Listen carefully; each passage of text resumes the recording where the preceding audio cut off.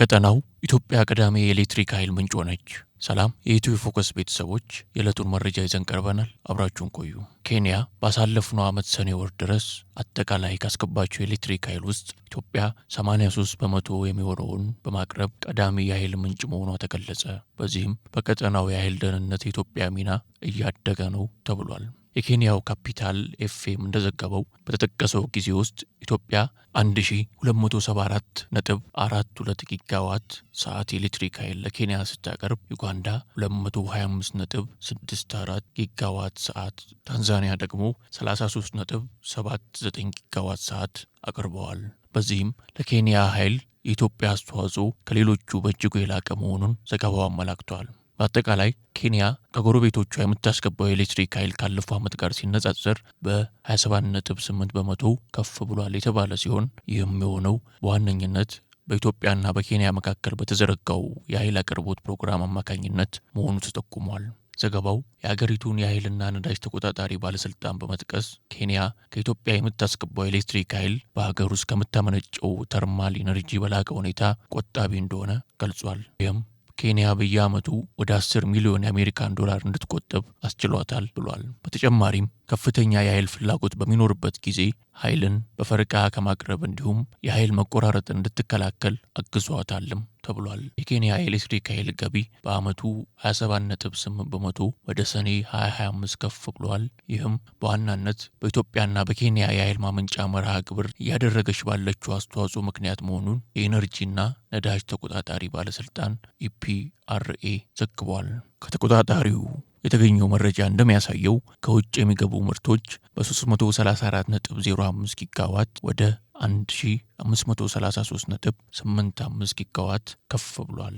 በኬንያ የኢነርጂ ድብልቅ ወደ ሀገር ውስጥ የሚገቡ ምርቶች ድርሻ ወደ 10.6 በመቶ ያደገ ሲሆን ከዓመት በፊት ከነበረው 8 በመቶ ጋር ሲነጻጸር ኤሌክትሪክ በግምገማው ወቅት የኃይል ምንጭ አድርጎታል። እስከ ጎርጎሮሳውያኑ 2025 አጋማሽ ድረስ ኬንያ ወደ ሀገሯ ያስገባቸው የኤሌክትሪክ ኃይል 751.95 ጊጋዋት ሰዓት ደርሷል የተባለ ሲሆን ይህም በ2024 በተመሳሳይ ወቅት ካስገባችው 419.13 ጊጋዋት ጋር ሲነጻጸር በእጥፍ ጭማሪ አሳይቷል። ኬንያ በአሁኑ ሰዓት እየጨመረ የመጣውን የሀገር ውስጥ የኃይል ፍላጎቷን ለማሟላትና ኃይል በፈረቃ የማቅረብ ችግሯን ለመቀነስ ተጨማሪ ከ50 እስከ 100 ሜጋዋት የኃይል ማስፋፊያ ድርድሮች በአሁኑ ጊዜ ያካሄደች ትገኛለች። ለአብነትም በኢትዮጵያና በኬንያ መካከል ኃይል ለማቅረብ የሚያስችለው የ500 ኪሎ ቮልት ሶዶ ሞያሌ ሱሱዋ የኃይል ማስተላለፊያ መስመር ቀጠናዊ የኃይል ውህደት የጀርባ አጥንት ተደርጎ እንደሚወሰድም ተመላክቷል። በተጨማሪም ኬንያ በአጎራባች ሀገራት ላይ የኤሌክትሪክ ኃይል ጥገኝነቷን እያጠናከረች በመምጣቷ ከውጭ የምታስገባው ኃይል ለመጀመሪያ ጊዜ 10 በመቶን ተሻግሯል ብሏል።